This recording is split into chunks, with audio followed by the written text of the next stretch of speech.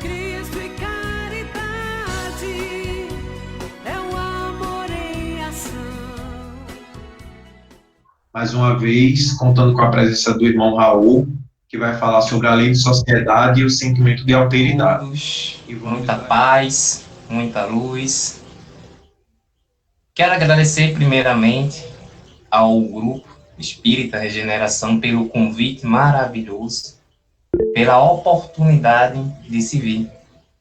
E acho interessante quando eu fui convidado para essa oportunidade de mais uma vez, né, entrarmos juntamente com um tema, né, um tema para mim novo, né, nunca trabalhei esse tema, né, lei de sociedade. E dando um prólogo sobre o assunto que iremos decorrer na noite, foi de extrema importância que Kardec dividiu em praticamente um livro inteiro, né, como destaca no próprio Livro dos Espíritos, né, terceira parte, livro 3, das leis morais. Ele dedicou às leis que regem a natureza em geral, não só a lei de Deus, mas do progresso, da sociedade, dentre outras, ao qual tive a curiosidade de reler novamente, sempre uma oportunidade de novamente estudar. E eu estava, né, aqui destrinchando, né, um pouco do próprio título, e gostaria de que na leitura a gente fosse entender o que é a sociedade. E eu fui lá no dicionário no dicionário Dício, na internet, e fui achar o significado de sociedade. E diz: agrupamento de seres que convivem em estado gregário, em colaboração mútua. Fui para a parte do sentimento. Ação de sentir, de perceber através dos sentidos, de ser sensível. Fui buscar o sentido agora, o significado, perdão, de alteridade. Alteridade do latim, alteritas, outros. É a concepção que parte do pressuposto básico de que todo ser humano social interage e é interdependente do outro. E aí veio a curiosidade de saber o que é interdependente. O que é ser uma pessoa interdependente. Fui atrás de novo buscar, como sendo fiel sempre à doutrina de Kardec, né, ao qual devemos sempre estar pesquisando, né, aceitar algo, mas sempre, como ele mesmo descreve na obra que me foge o nome, O que é Espiritismo, ele mesmo demorou um ano antes mesmo de começar na doutrina, pois necessitava da pesquisa, necessitava da comprovação. E para conosco, sejamos fiel a ele nessa relação científica, que é sempre estar pesquisando. Indo lá, diz que apresenta interdependência, dependência mútua, relação de dependência entre uma coisa e outra, seres interdependentes, ou seja, que depende de uma coisa ou de um ser para alguma coisa. Então, para que a gente destrinche um pouco ainda no título, né? A lei de sociedade é justamente a lei da qual estamos mutuamente um dependentes do outro. E vamos ver no decorrer dessa palestra, dessa conversa, desse diálogo, que vivemos, né, mutuamente sendo ajudados, sendo trocados de experiências, né? E eu gostaria, antes de entrar no principal, né, no tema principal, que vai ser a lei de sociedade, que está lá no livro dos Espíritos. Começamos com no capítulo 6, né? Mas antes, eu vim pegar um trechinho na pergunta 614 do livro dos Espíritos. E Kardec pergunta aos Espíritos a seguinte coisa: que se deve entender por lei natural? E os Espíritos esclarecem: a lei natural e a lei de Deus é a lei de Deus. E a única verdadeira para a felicidade do homem. Indica-lhe o que deve fazer ou deixar de fazer. E ele só é infeliz quando dela se afasta. Veja como é interessante a gente entender logo quando ele começa, né, no terceiro livro de Leis Morais, essa relação com a lei natural. E os Espíritos dizem com muita franqueza: é a lei de Deus. Ou seja, dentre todas as quais, no terceiro livro de Leis Morais, até o final, onde ele conta sobre o homem de bem, tudo que se diz é um resumo da nossa obrigação, ou seja, da lei de Deus para nós, para a nossa felicidade. Então, quando pudermos, né, na sua excelência, ou seja, na sua máxima, compreender e a praticá-la, estaremos de acordo 100% com ela, ou seja, 100% com Deus. E o nosso modelo, né, maior é Jesus, como diz em uma das questões. E indo para a questão principal, interessante que quando eu comecei a ler ela, veio logo a seguinte frase: necessidade da vida social. Ah, se é uma necessidade, se ele coloca logo como título, necessidade da vida social, então precisamos dela. Então, não vivemos sem ninguém.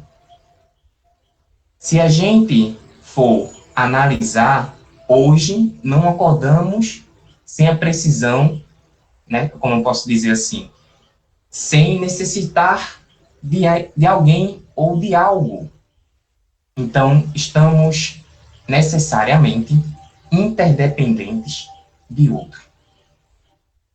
Ou seja, quando a gente senta para tomar o café, ou alguém fez, ou se podemos analisar, o pão não fomos nós que fomos lá colher o trigo, fomos fazer junto com a farinha e moldá-lo para que ele estivesse em nossa mesa. Então, teve todo um desenrolar, teve toda uma interdependência, ou seja, padeiro precisou do agricultor, o agricultor precisou de outras coisas, e assim foi, um necessitando do outro. E indo para a pergunta 766, onde Kardec pergunta aos espíritos: a vida social está na natureza? E os espíritos perguntam, certamente, perdão, respondem, certamente, Deus fez o homem para viver em sociedade. Não lhe deu inutilmente a palavra e todas as outras faculdades necessárias à vida de relação. Se a gente for agora, né, partindo do Roseno Link para a parte ao qual o dicionário nos diz que é um agrupamento de seres, ou seja, se a gente trocar agora a palavra viver em sociedade e dizer assim, viver em colaboração mútua, a vida social está na natureza, certamente. Se a gente for entender, desde os animais até nós, não vivemos sem estar em sociedade. Não vivemos sem estar um em comunicação com o outro. Foi necessário a linguagem para isso. Como ele mesmo o disse, não lhe deu inutilmente a palavra. Então, a palavra, a forma de comunicar, ela foi necessária, ela é necessária e vai ser necessária. Trazendo um outro aspecto que ele diz, e todas as outras faculdades necessárias à vida de relação. Ou seja, existem outras faculdades que contestam com a vida de relação. E quais são essas? Os movimentos. Os movimentos é uma comunicação. É uma vida que você leva e aparece para outra pessoa. Quando ele diz aqui, fazendo um link para o livro Pensamento e Vida, de Emmanuel Poche, e diz aqui, no capítulo 8, a associação. E num trechozinho aqui diz, se o homem pudesse contemplar com seus próprios olhos as correntes de pensamento, reconheceria, de pronto, que todos vivemos em regime de comunhão, segundo os princípios da afinidade. Ele fala aqui em um homem contemplar o seu pensamento, mas reconheceria, de pronto, que todos vivemos em regime de comunhão, ou seja, mesmo aquele homem ou aquela senhora que quer se isolar da sociedade, quer ir, vamos dizer, como eu digo muito para minha família, eu quero, quando me aposentar, eu quero ir para uma fazenda, eu quero criar bode, eu quero criar isso, eu quero criar aquilo, para me isolar da sociedade. Mas, tristemente, eu soube que eu estarei em regime de comunhão, mesmo estando lá. Com o quê? Com os princípios da afinidade, ou seja, pelo nosso pensamento. Ainda estaremos ligados àqueles ao qual pensamos. Seja nossa mãe, seja nossos pais, nossos amigos, ainda estaremos ligados a eles se falarmos de encarnados. E aos desencarnados pelos nossos pensamentos, assim como estamos aqui, na sociedade, na cidade. Não escapamos. Indo para a próxima pergunta, ao qual desenrola o diálogo com os espíritos, e aqui ele diz, na 767, é contrário à lei da natureza o isolamento absoluto. Vamos ver o que ele diz. os espíritos. Sem dúvida, pois que por instinto os homens buscam a sociedade e todos devem concorrer para o progresso, auxiliando-se mutuamente. Ou seja, sem dúvida que o isolamento absoluto é algo contrário à lei da natureza. Porque, senão, Deus não tinha lhe dado as faculdades necessárias. Não tinha lhe dado o sentimento de necessidade social, de comunicação. Então, desde os nossos antepassados, né, eles sempre tiveram a necessidade de se comunicar. Antigamente, né, existia uma comunicação para aquela época. Desenhos, né, não posso dizer, expressões faciais, dentre outros. E hoje, né, temos o computador como uma expressão também de comunicação, né, a internet, e temos o mais básico e o mais necessário, que é a fala, dentre outras. E aqui ele diz, né, deve concorrer para o progresso. Ou seja, os homens que buscam a sociedade e todos devem concorrer para o progresso, auxiliando mutuamente. Ou seja, novamente, o auxílio mútuo entra na história da sociedade. Novamente, entra o sentimento de agrupamento, de, através dos sentidos, auxiliar. Auxiliar quem? O irmão, aquele que ainda não está, né, possibilitado de algo, mas que estamos lá. Sempre na nossa história a gente vai ver que o mais velho ajuda o mais novo a compreender. Nossos avós nos ensinaram muitas vezes o que sabemos hoje, assim como os nossos pais, assim como os nossos professores. Todos estão ali na sociedade,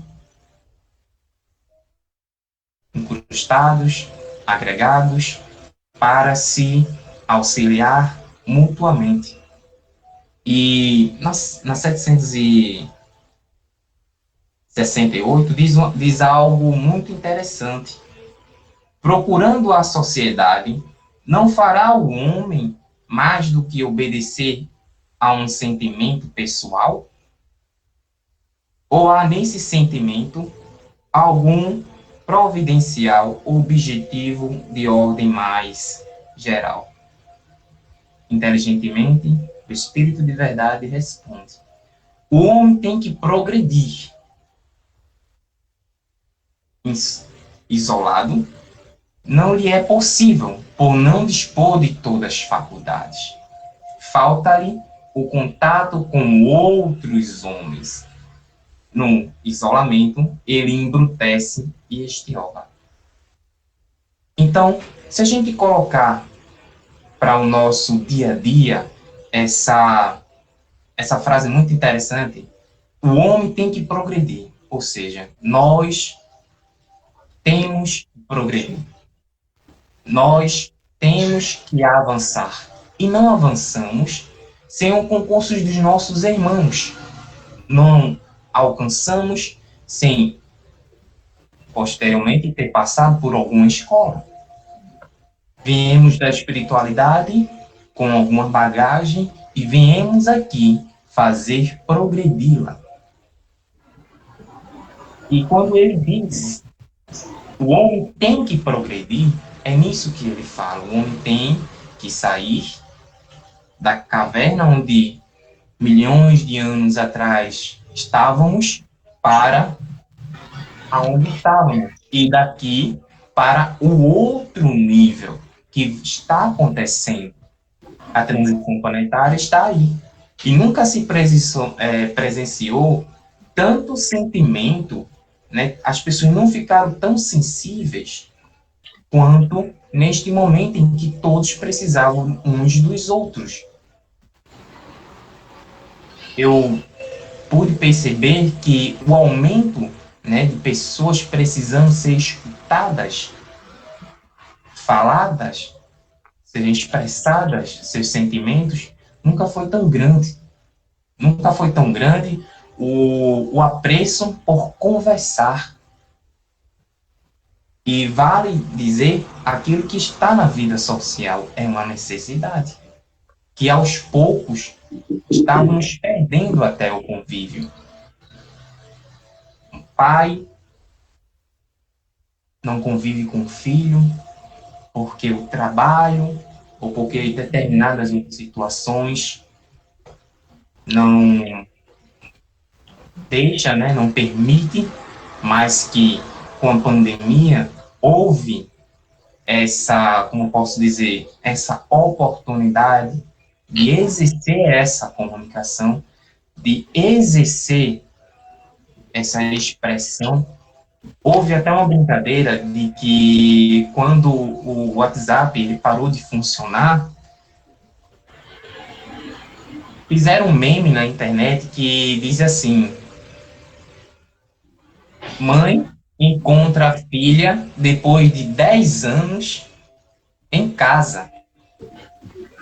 E eu fiquei assim pensando, poxa, como assim? Eu particularmente não entendi de primeira, mas depois eu caí na gargalhada. Por quê? O WhatsApp ele caiu, ou seja, permitiu que saíssemos dessa sala virtual e pudéssemos conversar agora cara a cara. Então, a mãe encontrou a criança, a filha, em casa.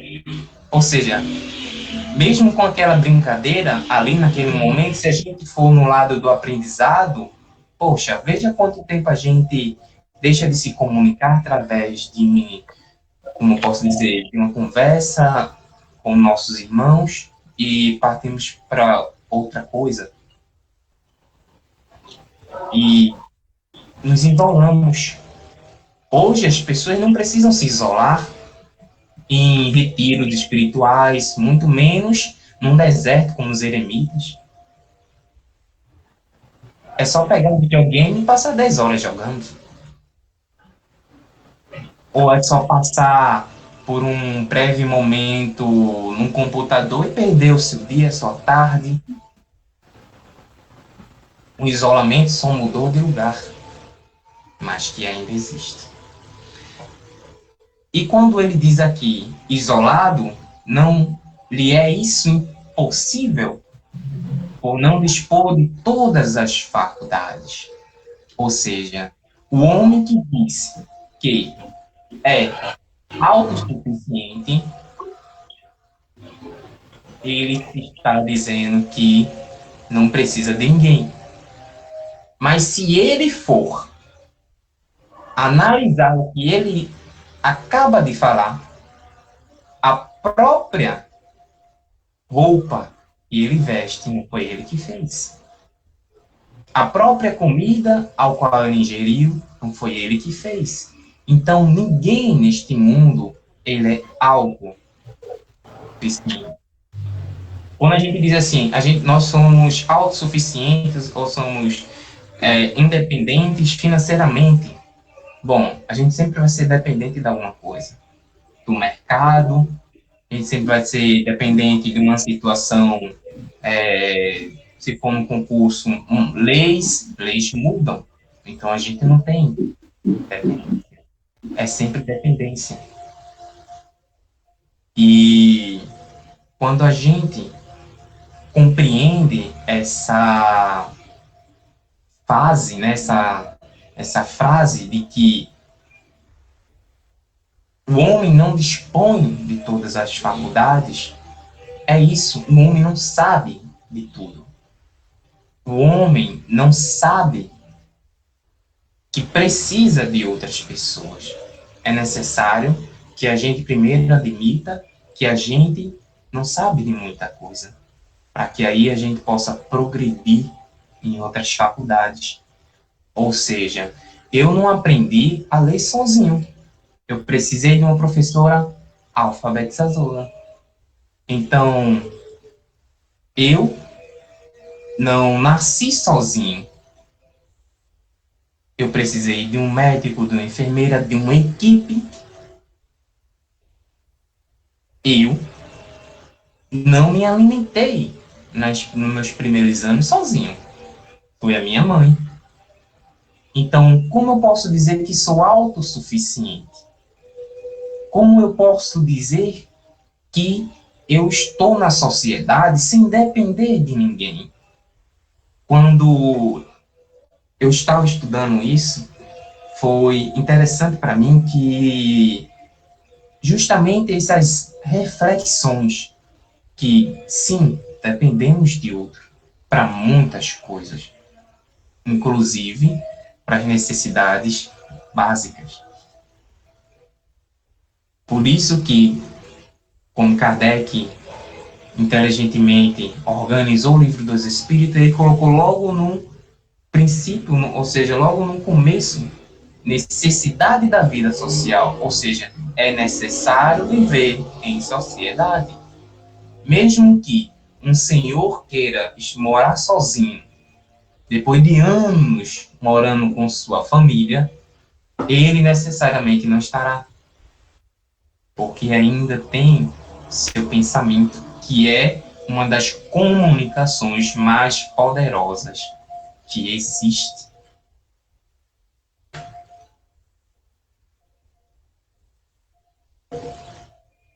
E aqui completa. Falta-lhe o contato com outros homens. No isolamento, ele embrutece, ou seja, ele retrai. Se eu não quero me comunicar, se eu quero viver em isolamento, a comunicação vai ser a primeira das coisas que eu vou perder. Se Deus te deu algo para te comunicar, seja pela conversa, seja pela língua, pelo tato, por tantas outras formas de se comunicar, e você se isola, você vai se comunicar com quem?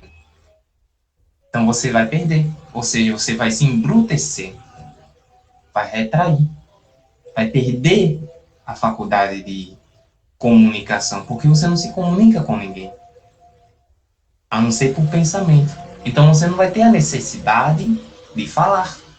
Se não tem necessidade, é retraída por você mesmo. E Kardec, ele faz uma nota muito interessante que diz assim: homem nenhum possui faculdades completas mediante a união social, e que elas umas às outras se completam para lhe assegurarem o bem-estar e o progresso. Por isso, e que, precisando uns dos outros, os homens foram feitos para viver em sociedade e não isolados. Basta nos entender isso. Foram feitos para viver em sociedade e não isolados. Então, essa nota dele, quando ele começa dizendo nenhum possui faculdades completas, ou seja, todas as nossas faculdades latentes precisaríamos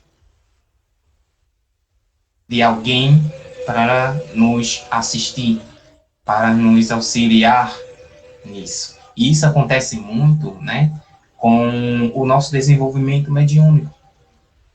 Quando a gente começa a se predispor a algo, é principalmente auxiliado pela espiritualidade para seguirmos o caminho mais correto. Ou seja, para a nossa mediunidade ser uma mediunidade com Jesus.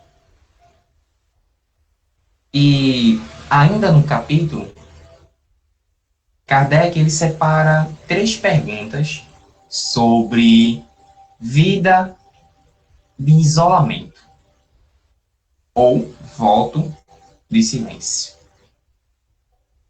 E na pergunta 769, diz: concebe-se que, como princípio geral, a vida social esteja na natureza, mas, uma vez que também todos os gostos estão na natureza, por que será condenável o do isolamento absoluto, desde que cause satisfação ao homem?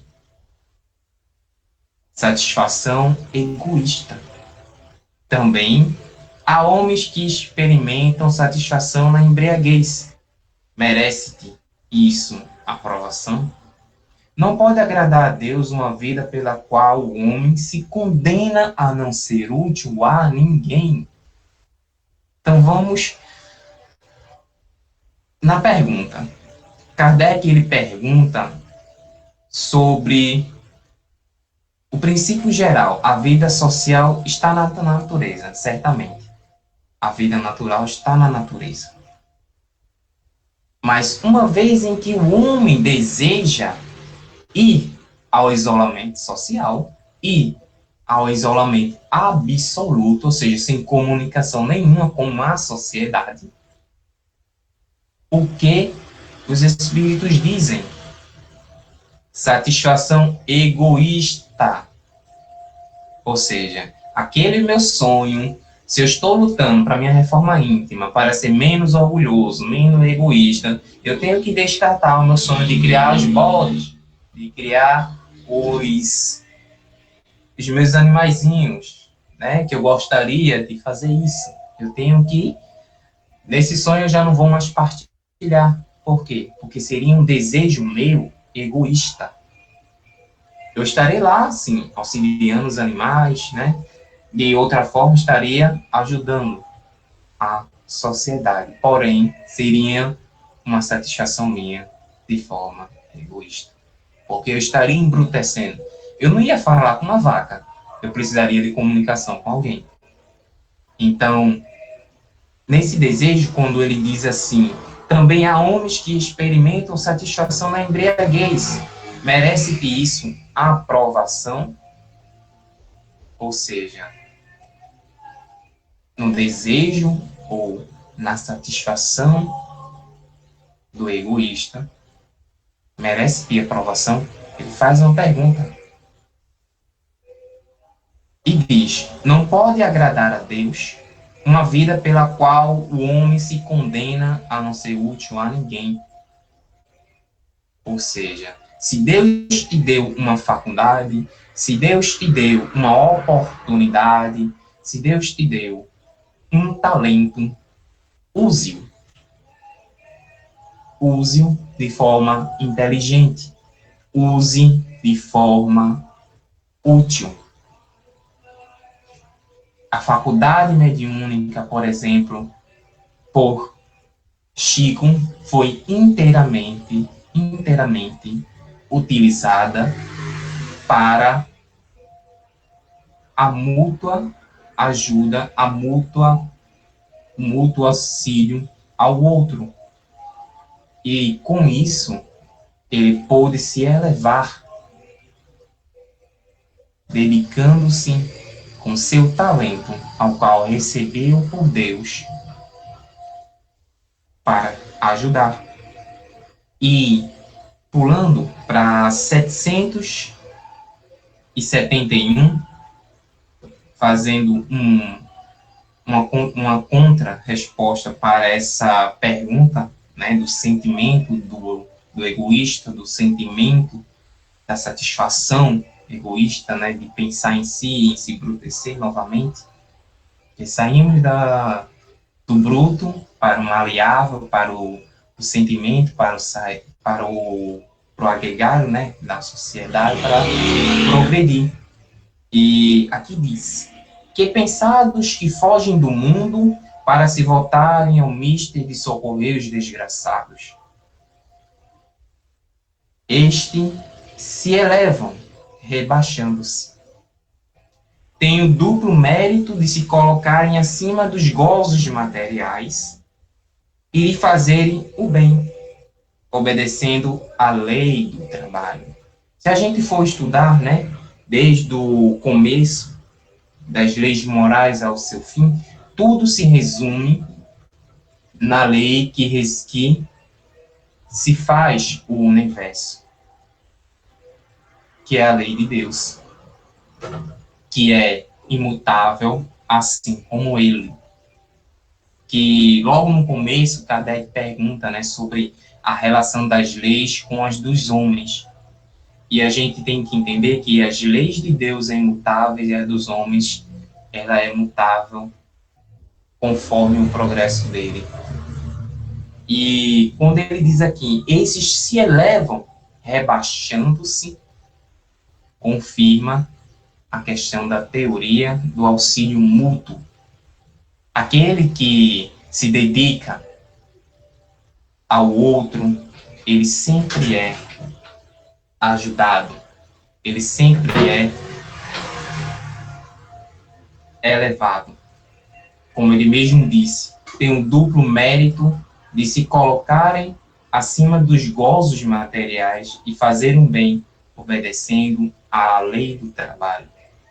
Ou seja, uma de suas leis, uma das leis de Deus. Indo aqui para 774, a pergunta diz: há pessoas que, de fato,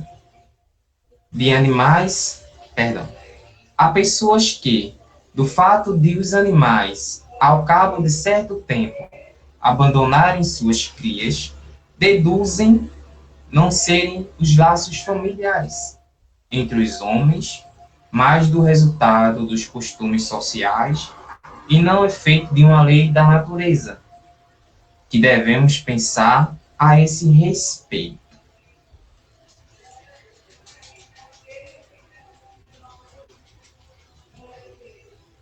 Diversos dos animais e distinto do homem.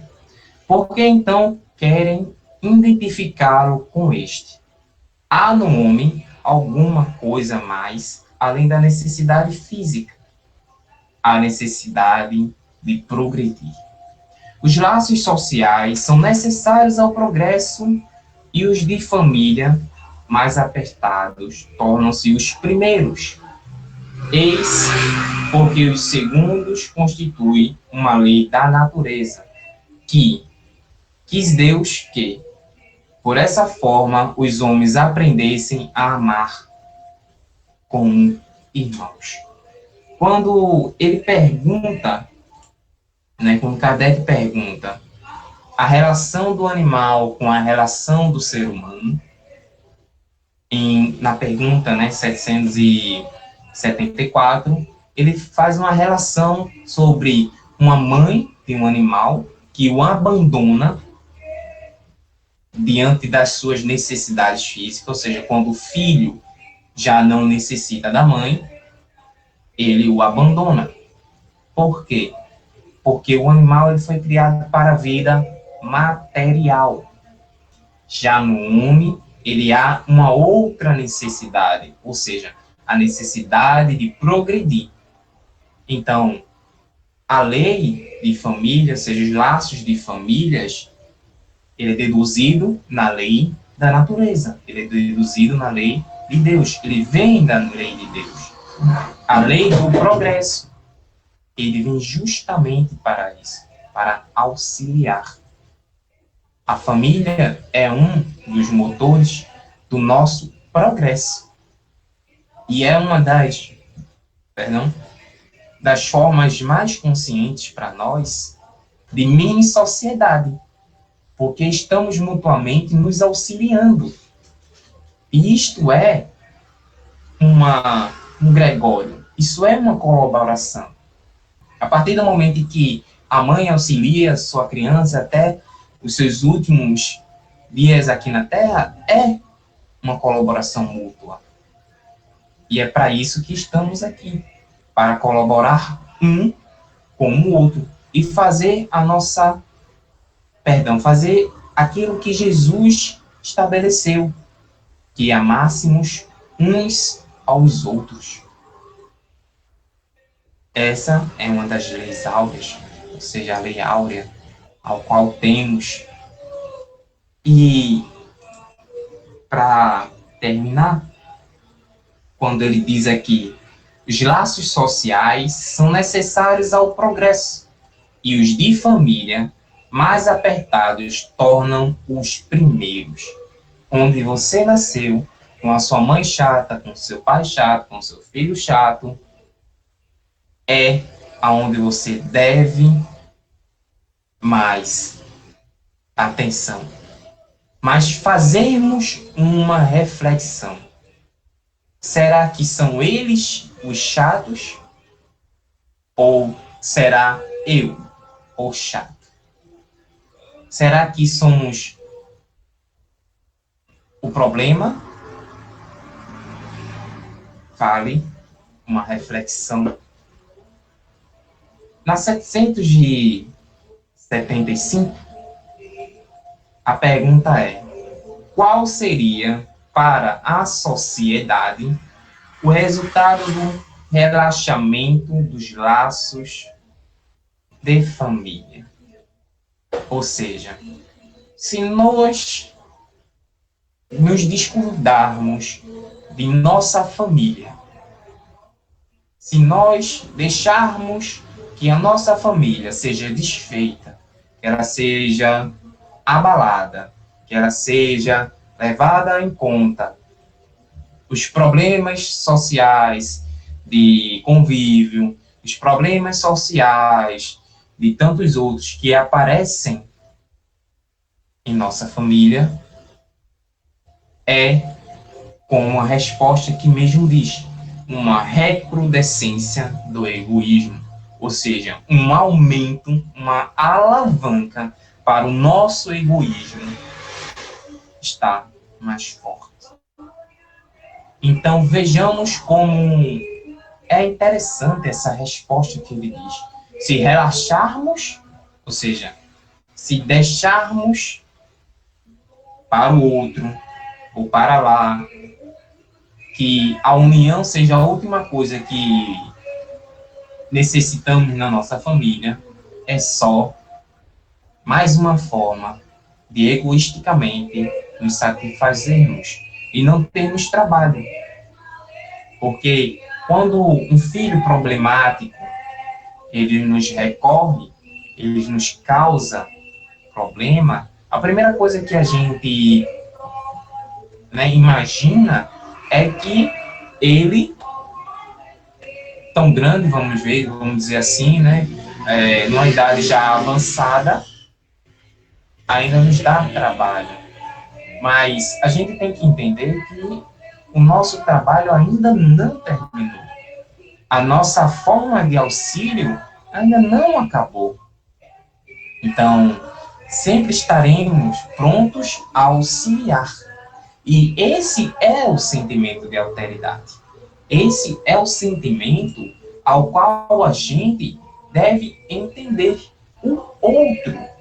E nunca se precisou ter esse entendimento, esse devotamento altérico ao outro. Porque alteridade, latim, altero, quer dizer outro, ou seja, pôr-se no lugar do outro, e colocar na situação ao qual aquele ser necessita, passa, ou seja, com as situações ao qual a gente passou e passa, muitos de nossos irmãos têm caído em depressões, têm caído em várias doenças mentais, muito pela falta da comunicação, muito pela falta de atenção. E muitas vezes a gente entende essa procura de atenção do outro como um ato bem chulo, a gente chama muitas vezes de frescura. Não, você chora por tudo porque é algo mimado, é algo dessa natureza. E se a gente for analisar, se a gente nos colocar no lugar do outro, a gente vai entender que é necessidade apenas de ser escutado, é necessidade apenas de ser trabalhado a comunicação. Meus irmãos, gostaria de deixar uma última mensagem, completando o diálogo de hoje, do livro Pensamento e Vida, de Emmanuel, que está lá no capítulo 8, né, cujo título Associação. Se o homem pudesse contemplar com os próprios olhos as correntes do pensamento, reconheceria de pronto que todos vivemos em regime de comunhão, segundo os princípios da afinidade. A associação mora em todas as coisas, preside a todos os acontecimentos e comanda a existência de todos os seres. Demócrito, um sábio grego que viveu na Terra muito antes do Cristo, assevera que os átomos invisíveis, ao olhar humano, agrupam-se à feição dos pombos, à cata de comida, formando assim os corpos que conhecemos.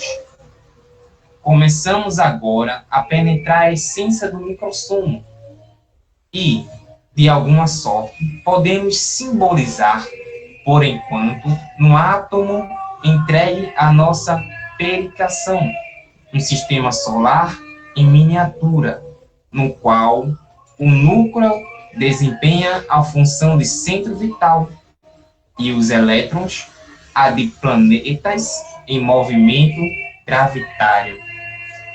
No plano da vida maior, vemos os sóis carregando os mundos na imensidade, em virtude da interação eletromagnética das forças universais. Assim também na vida comum, a alma entra em ressonância com as correntes mentais em que se respiram as almas que se lhe assemelham, assimilando os pensamentos daqueles que pensam como pensamos. É que sentindo, mentalizando, falando ou agindo, sintonizamos-nos com as emoções e ideias de todas as pessoas encarnadas ou desencarnadas da nossa faixa de simpatia.